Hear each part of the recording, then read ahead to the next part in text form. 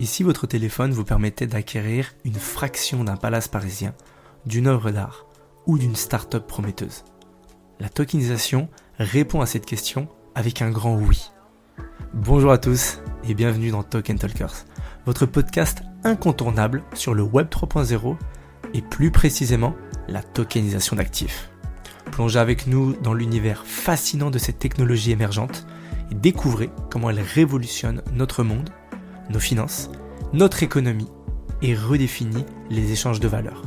Chaque semaine, nous accueillons des invités passionnés et engagés, tous animés par une vision commune: rendre ces technologies accessibles à tous. Ils partagent avec nous leurs connaissances approfondies, leurs expériences uniques et leurs perspectives d'avenir. Que vous soyez un professionnel aguerri, un investisseur avisé ou simplement curieux d'explorer cette révolution technologique, Token Talkers est votre guide privilégié dans l'univers complexe mais absolument captivant de la tokenisation et des actifs numériques. Installez-vous confortablement et préparez-vous à être inspiré.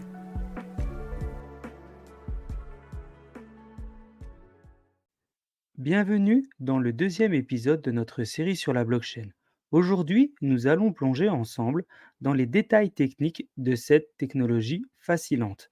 Que vous soyez un passionné ou simplement un curieux de comprendre comment la blockchain fonctionne, cet épisode est donc fait pour vous. Alors imaginez la blockchain comme une chaîne de blocs numériques où chaque bloc est étroitement lié au bloc précédent par une cryptographie. Cette chaîne forme un registre inaltérable de toutes les transactions qui se sont produites sur le réseau depuis sa création. Mais comment fonctionne exactement cette chaîne? Pensez à un bloc comme un coffre-fort numérique. Chaque coffre-fort contient un ensemble d'informations ou de transactions. Et une fois qu'il est fermé, il est lié par une chaîne et tout son contenu ne peut plus être modifié ou altéré. Cette immutabilité est assurée par des techniques cryptographiques complexes qui servent de verrou sécurisé. Maintenant, imaginez que ces coffres-forts soient visibles par tout le monde et que des milliers de personnes appelées des nœuds surveillent et vérifient constamment la validité de ces coffres-forts et de leur contenu. C'est cette transparence et cette vérification collective qui font la force et la sécurité de la blockchain.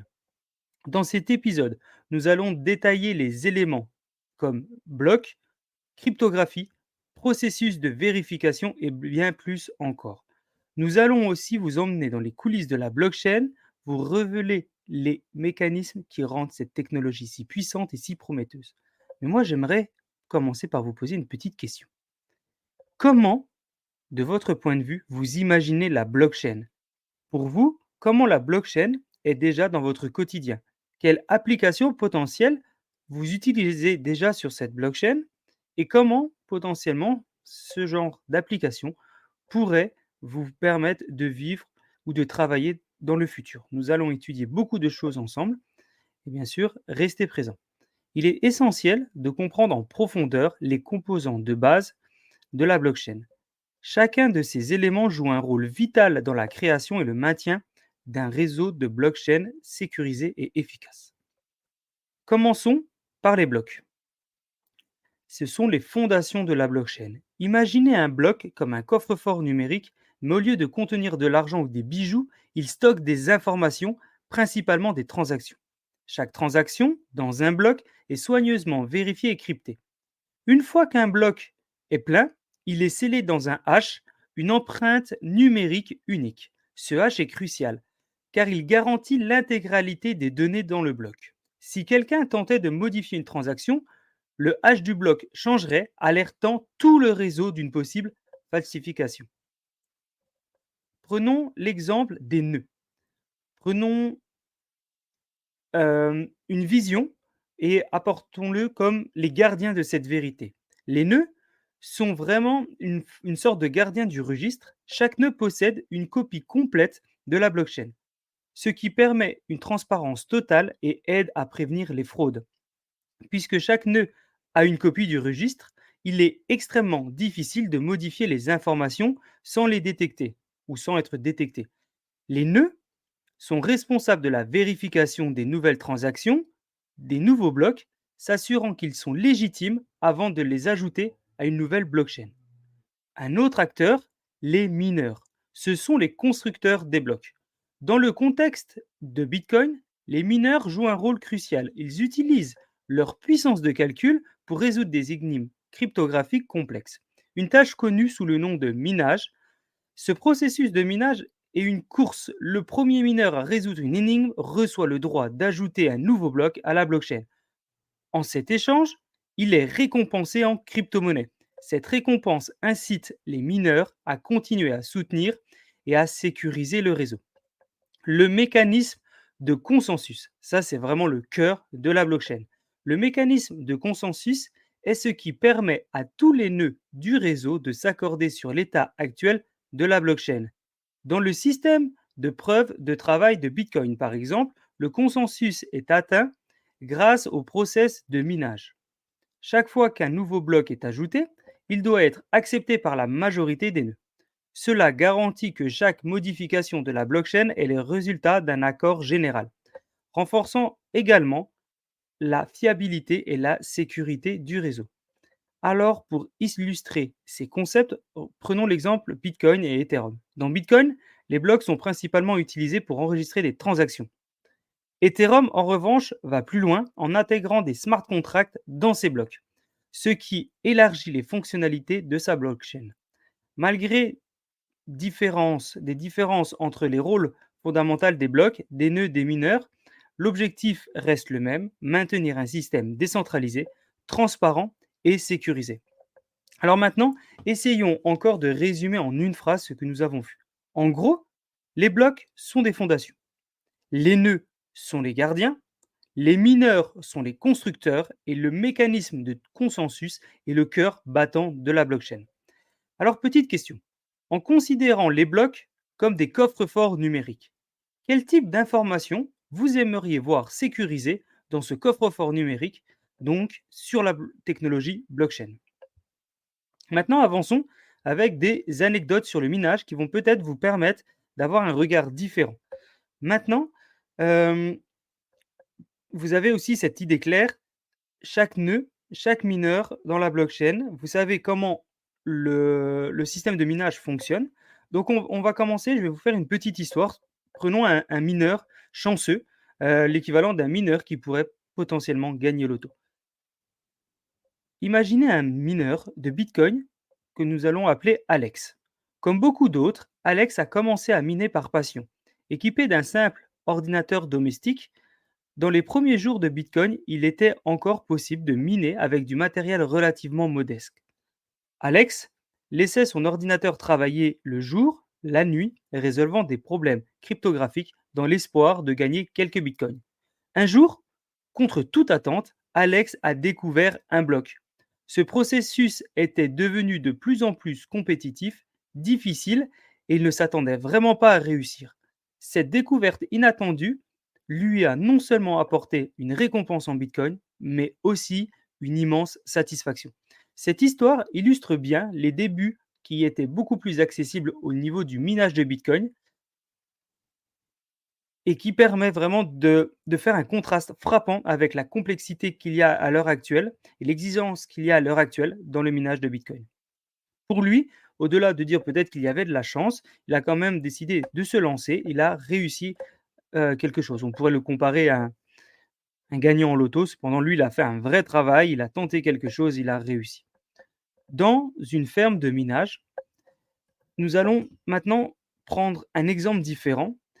Une ferme de minage est vraiment un endroit où des centaines, voire des milliers de machines fonctionnent 24 heures sur 24 pour miner des crypto-monnaies.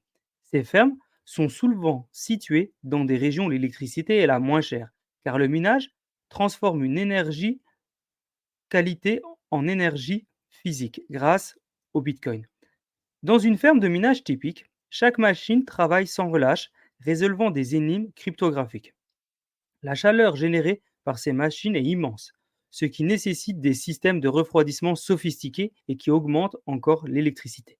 Les mineurs surveillent constamment les performances de leurs machines, ajustant les paramètres pour maximiser l'efficacité et la rentabilité. Les fermes de minage ont transformé le paysage du mining ont transformé le minage de mining en crypto-monnaie. Elles illustrent constamment le paysage d'une activité qui est réalisée par des individus et qui maintenant va se transformer gentiment en une opération industrielle de grande envergure. Cela montre également comment la blockchain et les crypto-monnaies ont un impact concret et physique sur le monde, allant bien au-delà du domaine numérique. Alors maintenant que vous avez vu ces deux anecdotes sur le minage de Bitcoin, cela vous donne peut-être un peu plus d'aperçu sur la complexité et la fascination qui entourent cette activité. Elle révèle également des évolutions significatives connues pour le mining de Bitcoin au fil des ans, passant d'une simple activité, une curiosité à une vraie industrie à part entière. Alors vous, si vous aviez l'opportunité de commencer à miner des cryptos comme si on était au premier jour de Bitcoin, est-ce que vous le feriez? Est-ce que vous auriez fait différemment? Nous sommes vraiment impatients de pouvoir lire en commentaire votre avis sur le sujet. Maintenant, on va rentrer un petit peu, dans le monde passionnant du minage des cryptomonnaies à travers d'autres visuels. Comment ça fonctionne exactement et quel est le rôle et le maintien de la sécurité de la blockchain? Alors, on en a parlé, mais le cœur du minage, c'est vraiment la façon de résoudre des problèmes cryptographiques. Le minage de cryptomonnaies, notamment pour les réseaux comme Bitcoin, est fondamentalement un processus de résolution de problèmes cryptographiques. Ces problèmes sont conçus pour être difficiles à résoudre mais faciles à vérifier. Le but est de trouver un hash où l'empreinte numérique qui correspond est un ensemble spécifique de critères. Imaginez chaque problème cryptographique est comme un verrou complexe et les mineurs sont en compétition pour être les premiers à ouvrir ce verrou. Utiliser la puissance de calcul de leur ordinateur pour générer des millions, voire des milliards de combinaisons possibles dans l'espoir de trouver le bon hash. C'est un processus qui requiert une énorme quantité d'énergie et une puissance de calcul folle. Comment sont-ils rémunérés? Lorsqu'un mineur réussit à résoudre le problème et à convertir un bloc, il est récompensé par un certain nombre de crypto-monnaies, comme des bitcoins. Cette récompense sert de motivation pour que les mineurs continuent à soutenir et à sécuriser le réseau. En effet, plus il y a de mineurs qui travaillent pour résoudre les problèmes cryptographiques, plus le réseau est sécurisé. La récompense des mineurs diminue avec le temps, un processus connu sous le nom de halving. Dans le cas de Bitcoin, c'est un halving qui est en général tous les 4 ans. Ça va dépendre un petit peu le nombre de transactions. Cela vraiment contribue à la rareté et à la valeur potentielle croissante de la crypto-monnaie. Le halving se produit dans un intervalle régulier, réduisant donc de moitié la quantité de nouvelles monnaies créées, ce qui rend le minage de plus en plus compétitif et difficile avec le temps. L'importance pour le minage ne se limite pas à la création de nouvelles unités crypto-monnaies. Elle joue également un rôle crucial dans la validation des transactions et la maintenance de l'intégrité sur la blockchain. Chaque transaction validée dans chaque nouveau bloc s'ajoute ajoute de la sécurité supplémentaire et de la fiabilité de l'ensemble de leur système. Ce processus est vraiment l'épine dorsale de la sécurité de la blockchain. Il assure que toutes les transactions soient vérifiées et enregistrées de manière transparente et immuable. Grâce au minage, la blockchain de Bitcoin, par exemple, est devenue l'une des technologies les plus sûres et les plus fiables pour les transactions numériques. Le minage de crypto-monnaies consomme une électricité considérable. Nous en avons parlé juste avant. Pensez-vous vraiment que ces avantages du minage justifient autant de consommation électrique? Y a-t-il pour vous des solutions alternatives que vous pourriez envisager? Le minage est vraiment l'un des piliers centraux de la blockchain. C'est également l'un des piliers centraux de la sécurité. Mais comment cette sécurité est-elle exactement assurée? Pour comprendre cela, il est essentiel d'examiner les mécanismes de consensus tels que la preuve de travail, proof of work, et la preuve d'enjeu, la proof of stake. Alors, la proof of work, donc la preuve de travail, est un mécanisme de consensus utilisé notamment par Bitcoin et de nombreuses autres crypto-monnaies. Comme nous l'avons vu précédemment, elles impliquent que le mineur résolve des problèmes cryptographiques complexes pour valider des transactions et créer de nouveaux blocs. Ce processus nécessite une énorme quantité de puissance de calcul, ce qui rend les attaques contre le réseau coûteuses et peu pratiques. La preuve de travail sert à plusieurs fins. Elle assure la contribution équitable des nouvelles unités de la crypto-monnaie, maintient de la décentralisation du réseau et surtout sécurise la blockchain contre les manipulations frauduleuses. La quantité et la difficulté de ces problèmes cryptographiques s'ajustent automatiquement, assurant que de nouveaux blocs sont ajoutés à un rythme constant et que la sécurité du réseau reste robuste. Je prends quelques secondes pour vous remercier d'être avec nous sur cet épisode. C'est d'ailleurs pour cela que nous aimerions vous offrir notre guide sur la tokenisation. Il est disponible dans le lien en description, vous allez pouvoir apprendre encore plus sur cette révolution. Si vous voyez de la valeur dans nos conversations et notre contenu, vous pouvez également nous soutenir en laissant 5 étoiles sur votre plateforme d'écoute préférée. Merci, car grâce à vos évaluations, vous nous aidez à toucher encore plus d'auditeurs passionnés comme vous. Reprenons l'épisode. Prenons maintenant la proof of stake, la preuve d'enjeu.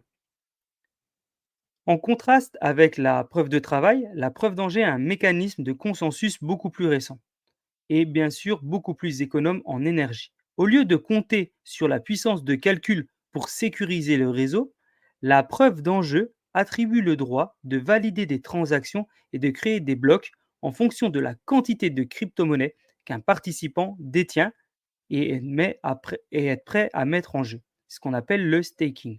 Ce modèle réduit considérablement la quantité d'énergie nécessaire pour maintenir le réseau et favorise une plus grande participation de l'ensemble de la communauté car il ne nécessite pas un équipement de minage coûteux. Cependant, il comporte certains défis, notamment en ce qui concerne la concentration du pouvoir entre les mains de ceux qui possèdent la plus grosse quantité de la monnaie. Prenons l'attaque des 51%. Un cas réel de menace pour la sécurité de la blockchain est l'attaque des 51%. Cette attaque se réduit lorsqu'un seul utilisateur ou un groupe d'utilisateurs contrôle plus que 51% de la puissance de minage ou de la capacité de stacking du réseau. Dans une telle situation, il pourrait potentiellement manipuler des transactions en créant une double dépense ou en bloquant certaines transactions. Heureusement, la résistance des blockchains comme Bitcoin à de telles attaques peut renforcer encore plus la taille et la dispersion. Plus le réseau est grand, plus il est diversifié, plus il est difficile de rassembler suffisamment de puissance de calcul pour lancer une attaque 51%. Avec des mécanismes comme la preuve de travail ou la preuve d'enjeu, quelle est pour vous la meilleure façon de sécuriser la blockchain? Proof of work, proof of stake et pourquoi? N'hésitez pas à écrire en commentaire, nous sommes impatients de lire vos commentaires à ce sujet. Après avoir compris le rôle crucial du minage dans la sécurisation de la blockchain, penchons-nous sur un autre aspect révolutionnaire de cette technologie, les smart contracts ou contrats intelligents. Ces programmes autonomes étendent les capacités de la blockchain bien au-delà de la simple transaction de crypto-monnaie. Alors, qu'est-ce qu'un smart contract? C'est tout simplement essentiellement un programme informatique qui fonctionne sur la blockchain. Il est conçu pour exécuter automatiquement des actions spécifiques lorsque certaines conditions prédéfinies sont remplies. Ces actions peuvent varier de la simple transmission d'informations à l'exécution de transactions complètes et complexes. Imaginez un smart contract comme un contrat traditionnel, mais au lieu d'être rédigé sur le papier, il est exécuté par des humains. Il est codé en tant que logiciel et exécuté par la blockchain. Cela garantit que le contrat est exécuté exactement comme prévu, sans risque d'interférence, de fraude ou même d'erreur humaine. Alors, comment ça fonctionne? Ça repose tout simplement sur une logique de si ou alors if then. Si, par exemple, une condition spécifique est remplie, alors une certaine action est automatiquement déclenchée.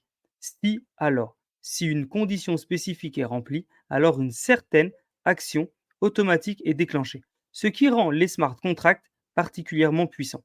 C'est leur capacité à fonctionner de manière autonome sans nécessiter d'intermédiaire.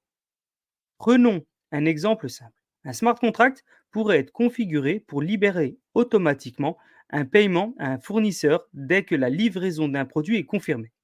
Tout cela se déroule de manière transparente et automatique sur la blockchain, réduisant les délais et les coûts associés à la gestion manuelle des transactions. Alors maintenant, regardons ensemble les smart contracts. Qui ne, pour l'automatisation, les smart contracts ne se limitent pas à l'automatisation des transactions. Ils renforcent également la sécurité. Une fois un contrat déployé sur la blockchain, son code ne peut pas être modifié, ce qui assure une exécution fiable et conforme aux termes du contrat. Cela crée un niveau de confiance et de sécurité inégalé dans les transactions numériques. Les smart contracts, avec leur capacité à exécuter des accords de manière automatique et fiable, ont un large éventail d'applications pratiques. Regardons de plus près comment ils peuvent transformer de l'industrie et les processus. Alors prenons le scénario 1, l'assurance, de vol. Par exemple, un- prenons le cas des smart contracts dans l'industrie des assurances, en particulier pour l'assurance des vols en retard. Juste avant, nous avons pris l'exemple sur le fait qu'une personne arrive, commande un produit, reçoit le produit, le paiement est débloqué, imaginons, et automatiquement. Imaginons donc qu'une assurance de vol utilise un smart contract qui peut automatiser les paiements en cas de retard. Dans ces scénarios, les smart contracts est programmé pour connecter des données à des vols qui sont fiables. Si les données indiquent que le vol est retardé au-delà d'un certain seuil, le contrat déclenche automatiquement un paiement aux assurés. Pour le client, cela signifie tout simplement une indemnisation automatique et rapide sans tracas, sans avoir à soumettre une réclamation et faire tous les protocoles qui parfois peuvent être longs. Pour l'assureur, cela signifie une réduction des coûts administratifs et une plus grande satisfaction du client. Alors prenons le cas du DAO. DAO, ça veut dire quoi? C'est tout simplement les organisations décentralisées, autonomes et décentralisées. Un autre exemple notable et bien plus que controversé, c'est l'utilisation de smart contracts qui est dans une organisation autonome décentralisée, plus connue sous le nom de DAO. Donc, souvent, ça fonctionne sur la blockchain Ethereum. Le DAO a été conçu en 2016 comme un fonds d'investissement décentralisé géré par des smart contracts qui permettaient aux investisseurs de voter sur les propositions d'investissement. Cependant, le DAO a été victime de failles dans son code, permettant à un attaquant de détourner une grande partie des fonds.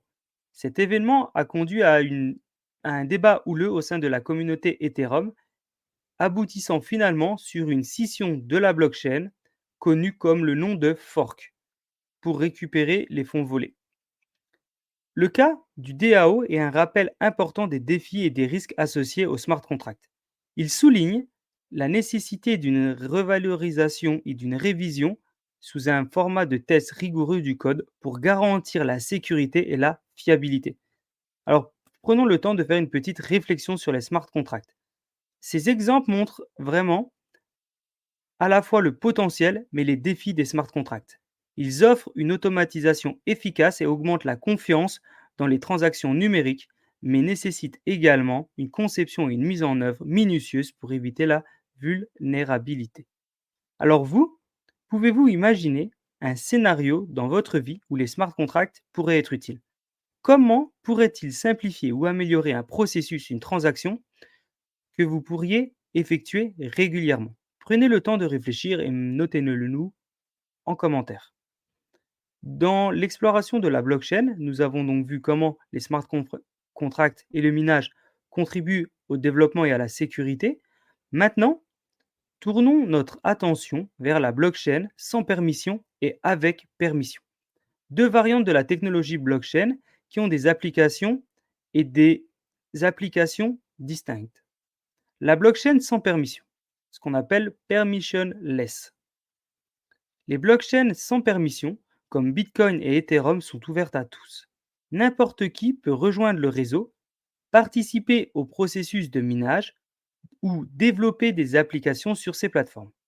La caractéristique clé de la décentralisation complète, aucune entité unique ne contrôle le réseau et chaque participant a un accès égal. Ces blockchains sont souvent louées pour leur transparence et leur résistance à la censure. Elles permettent une innovation ouverte où les développeurs peuvent proposer des nouvelles applications et des nouveaux services sans demander la permission d'une autorité centrale. Cependant, cette ouverture peut aussi présenter des défis, notamment en termes d'échelle et de régulation. Maintenant, attaquons ensemble la blockchain avec permission, permissioned. À l'opposé de ces blockchains, à l'opposé pardon, des blockchains sans permission, les blockchains avec permission sont des réseaux où l'accès est restreint et contrôlé par une entité ou un groupe d'entités. Ces blockchains sont souvent utilisés par des entreprises ou des consortiums qui souhaitent bénéficier des avantages de la technologie blockchain, comme la traçabilité et la sécurité. Mais ils veulent également conserver un meilleur niveau de contrôle sur le réseau. Les applications typiques des blockchains avec permission incluent la gestion de la chaîne d'approvisionnement, la transaction financière entre une entreprise et une autre, ou tout simplement la gestion des dossiers de santé. Elles offrent la plus grande confidentialité possible et une meilleure performance par rapport à la blockchain, notamment sans permission, mais sur un prix d'une centralisation qui est vraiment beaucoup plus partielle. Alors, si nous avions un choix entre les 2 types de blockchain, le choix entre la blockchain sans permission et une blockchain avec permission dépend de tout simplement plusieurs facteurs, notamment les besoins en matière de confidentialité, les besoins en matière de contrôle, en matière de vitesse de transaction et de participation des utilisateurs. Les entreprises peuvent préférer des blockchains avec permission pour leurs besoins spécifiques, tandis que les applications qui bénéficient d'une plus large participation publique et d'une résistance à la censure sont mieux adaptées aux blockchains sans permission. Pour vous, dans quelle industrie, autre que la finance, pensez-vous que les blockchains sans permission ou avec permission pourraient avoir un impact significatif? N'hésitez pas à nous faire un retour en commentaire, nous serions très impatients, très intéressés de vous écouter. Maintenant, la blockchain, avec ses caractéristiques uniques de décentralisation, de transparence et d'immutabilité, a un impact significatif sur la sécurité numérique et la confiance en ligne. Examinons comment cette technologie révolutionnaire est en train de définir notre compréhension de la sécurité dans l'espace numérique. La blockchain offre un niveau de sécurité numérique inégalé grâce à plusieurs de ses caractéristiques clés. Premièrement, l'utilisation de la cryptographie. C'est quelque chose qui est vraiment avancé et rend extrêmement difficile l'altération ou la falsification des données stockées sur la blockchain. Chaque bloc ajouté à la chaîne contient une empreinte cryptographique unique du bloc précédent, créant ainsi un registre inaltérable de toutes les transactions. Deuxièmement, la nature décentralisée de la blockchain signifie qu'il n'y a pas de point central et pas de défaillance. Contrairement au système traditionnel où les données sont stockées sur des serveurs centralisés, les blockchains distribuent des informations sur des réseaux nœuds, rendant les cyberattaques beaucoup plus difficiles.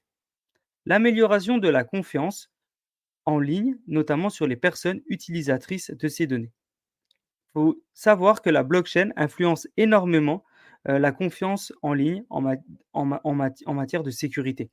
Dans les systèmes conventionnels, la confiance repose souvent sur des tiers comme des banques ou des agences gouvernementales.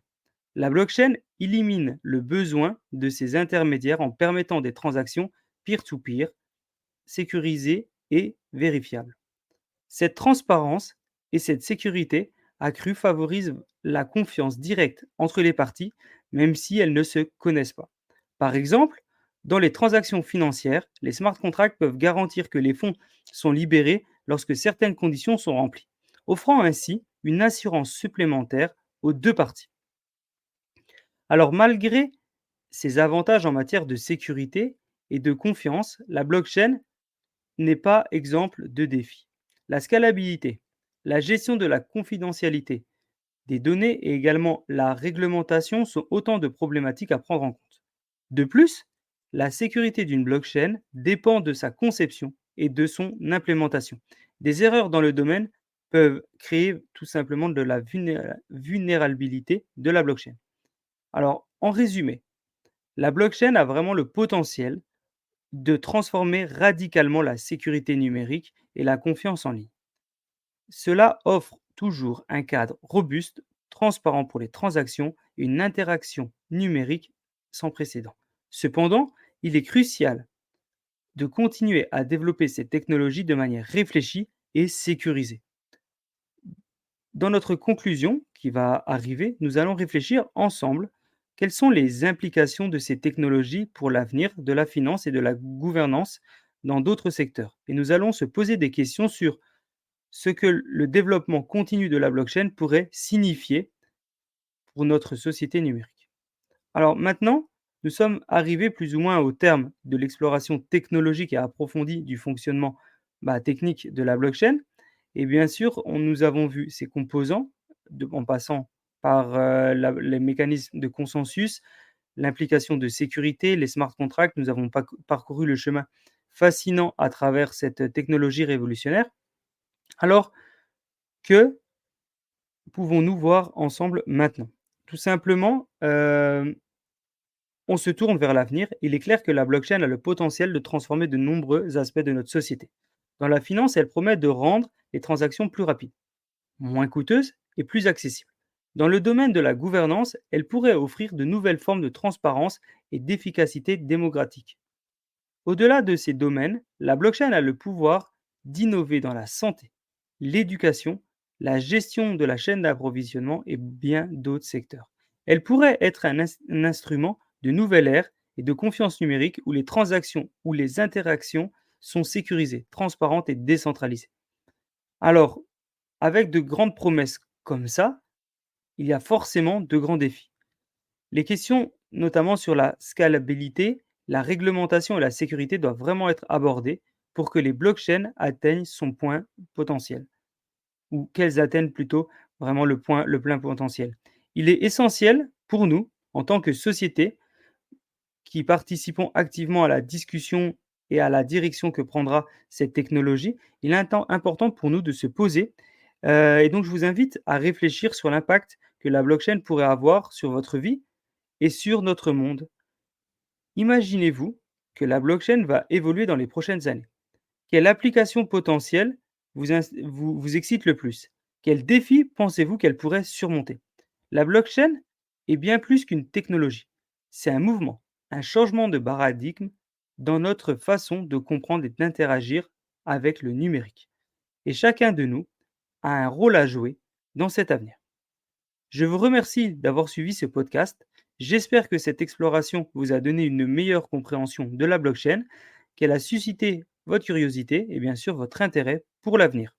N'oubliez pas de partager vos réflexions en commentaire, de nous poser vos questions, de nous partager vos idées et bien sûr de partager également ce podcast. Ensemble, nous continuons à explorer et façonner l'avenir de la blockchain. Si ce podcast vous a plu, la meilleure façon de nous soutenir, c'est de nous mettre une note de 5 sur la plateforme que vous utilisez pour ce podcast. Merci d'avoir écouté un nouveau podcast de Token Talkers. À bientôt pour une nouvelle découverte du monde fascinant de la technologie. Avant de nous quitter, un rappel essentiel pour celles et ceux d'entre vous qui envisagent de franchir le pas vers la digitalisation de leurs actifs.